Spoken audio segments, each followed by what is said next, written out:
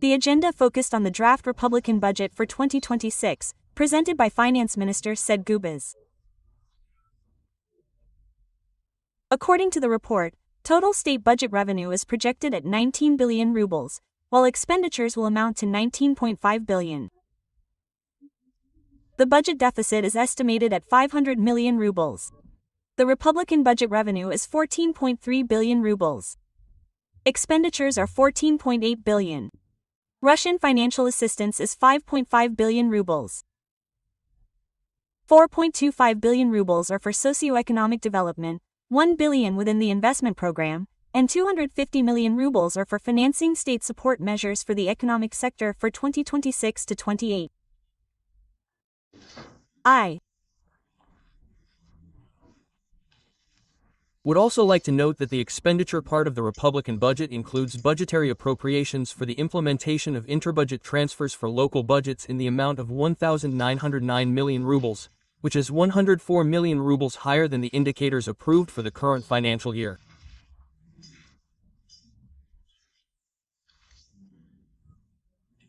The Republican budget deficit is also projected to be equal, as I've already said, to the state budget deficit of 500.3 million rubles.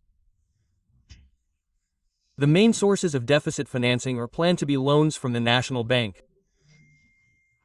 and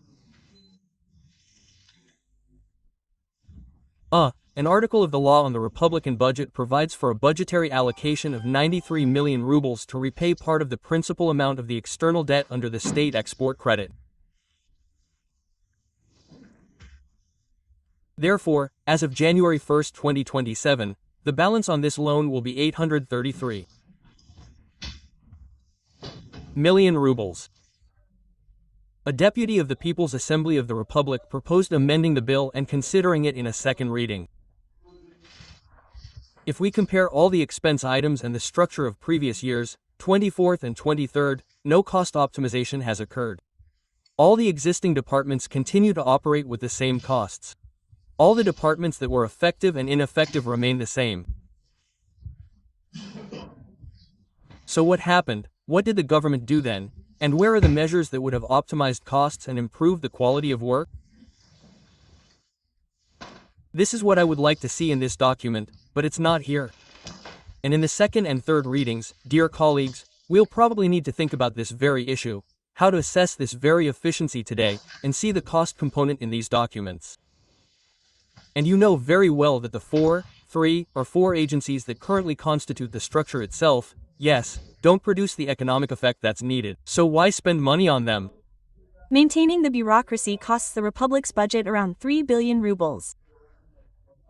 Deputy Dmitry Marshani notes that while the global average for civil servants is 5% of the employed population, in Russia this figure reaches 12%, and in Abkhazia, 40%. Few countries in the world have such figures. Here, we have figures where almost half of the working population, yes, is employed in the public sector. This population doesn't create practically any added value, we don't create new jobs. Essentially, they receive salaries and so on. Are there any standards, for example, even if we take the Russian Federation? There are certain methodologies there, where this or that department determines the number of staff positions and can, explain why such a number, so to speak, of staff positions is needed. There are special calculation methodologies, so to speak, methods for calculating, so could we adopt the same approach? The budgets of 6 off-budget funds of Abkhazia for 2026 have been approved by Parliament in the first reading. The largest share of budgetary funds, as expected, is allocated to the pension fund. Financing of the compulsory health insurance fund plays a key role in ensuring citizens access to necessary medical care. This demonstrates the state's commitment to supporting the healthcare system and ensuring its stable functioning. This budget, therefore, considers 2 programs annually. This is a program to provide pharmaceuticals for the ENITS. The second program provides first-line, second-line, and partial third-line chemotherapy. revenue has increased by 23 million.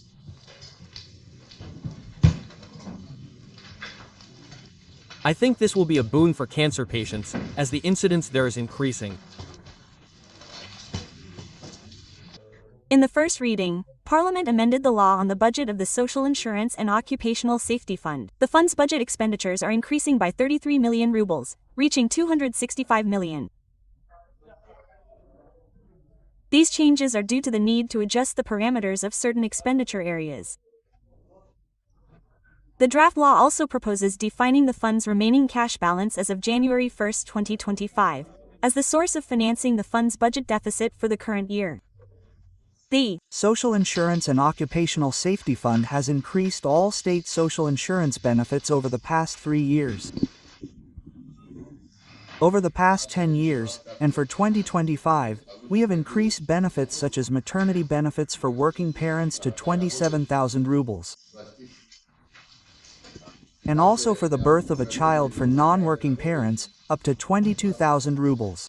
It is noteworthy that this type of benefit, such as for the birth of a child for non-working parents, is not supported by insurance contributions. We are doing everything possible to support this segment of our population. Also, the budgets for the Road Fund, the Fund for Disabled Veterans of the Great Patriotic War of the People of Abkhazia, and the Repatriation Fund have been approved in the first reading for 2026. The revenue portion, in total, will amount to 450,300,000 rubles. Of this, 2 portions of the fund are planned to be used in 2026 to finance the following expenditure obligations: supporting the functioning of the apparatus, interacting with repatriates and the diaspora, holding events dedicated to the Day of Remembrance of the victims of the Russo-Caucasian War, and organizing trips to countries where representatives of the diaspora and compatriots live. The Repatriation Fund budget for 2025. These amendments provide for a 20 million ruble increase in funding for the free IVF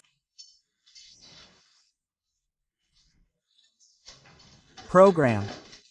As you know, 30 million rubles were allocated for this program in the 2025 budget. 51 families received assistance under this program. Documents are currently being processed for 4 more issues. Due to the high demand, it is proposed to increase this amount by 20 million rubles this year. This amount is due to a 15 million ruble reduction in the construction budget line item for the Repatriation Fund, and 5 million rubles for general social policy issues. In the additional agenda, deputies adopted amendments to the Housing Code, ending the practice of reclassifying residential properties as non-residential for the purpose of their subsequent sale to foreigners. From now on, with the exception of ground-floor apartments, multi-unit buildings, and individual residential buildings within city limits, reclassifying housing as non-residential is prohibited. With this decision, legislators closed a loophole that allowed for circumvention of established regulations. I'd like to explain why this need arose. There's no uniformity. There are no regulations today regarding the conversion of residential to non-residential premises. Today, local administration heads decide for themselves. They create regulations, decisions, and so on. I'd like to point out that, except for the Gagra administration, the Gagra district, they submit applications to the Cabinet of Ministers. When an application for a conversion from residential to non-residential status is submitted, only the Gagra administration is consulted. All the other district administrations use their own internal regulations and documents to make the conversion. There are many cases of conversion, especially in the Eastern Abkhazia district, in 2025 alone, there were about 100 conversions across the districts of Eastern Abkhazia from residential to non-residential status. We're talking about residential apartments and residential buildings. This process didn't actually begin today. As Dmitry Alexandrovich said,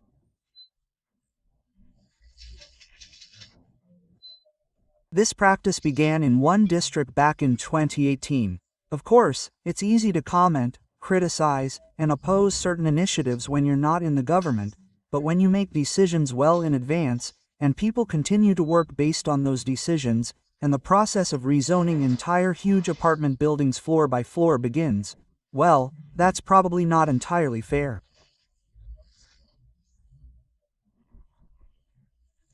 We should speak up fairly if previous projects aren't suitable. And you know, I also spoke out at one point and said that we could perhaps consider a project related to apartments in a certain form, but given the discussions and the risks we saw in that project, we ultimately decided not to consider it. And you remember, the deputies removed it from consideration. So, now, similar things are happening with residential apartments through shady schemes. Since 2008, amendments have been made to the Civil Code, introducing restrictions in the chapters devoted to purchase, sale, and gift exchange agreements.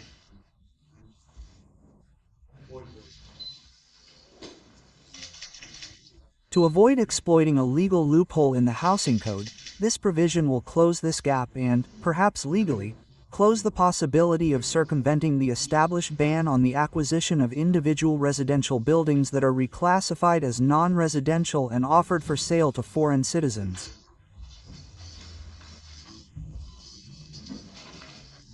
The same applies to apartments in multi-apartment buildings. Therefore, we support this amendment and, if the parliamentary core does not object, we ask that it be adopted in the first, second, and final readings. Thus, parliamentarians have closed a loophole in housing legislation, ensuring stricter control over the use of housing stock and preventing abuse by foreign buyers. Kundashav, David Kashik, Abkhaz Television.